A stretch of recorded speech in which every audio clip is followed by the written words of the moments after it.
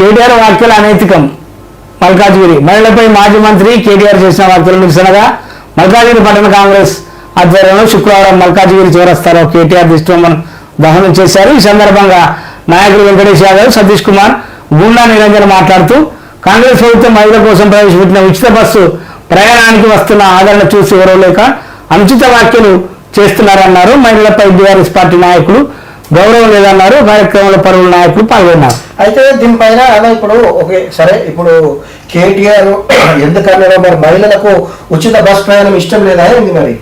మరి అయితే ఒక పని చేయాలన్నా, మనం ఒకసారి మహిళల నుంచి అభిప్రాయాలు తీసుకునే ప్రయత్నం చేద్దాం. ఎందుకంటే అసలు వాళ్ళు కూడా ఏమనుకుంటారో తెలియాలి కదా.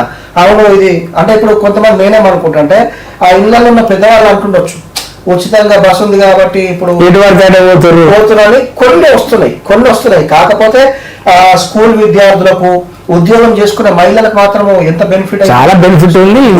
వాళ్ళకు 1000-2000 రూపాయలు మిగులుతున్నట్టు కదా. ఇన్ సేమ్ టైం ఎవరు పనగులుకొని చెప్పాలి తిరిగే ఆడవాళ్ళు అయితే ఉండరు. నాకు 1000 రూపాయలు కాదు కదా. ఒకవేళ పోవాలనుకుంటే కూడా ఎక్కడ పోయినా 100-200 అంతే కదా. అంతే. నెక్స్ట్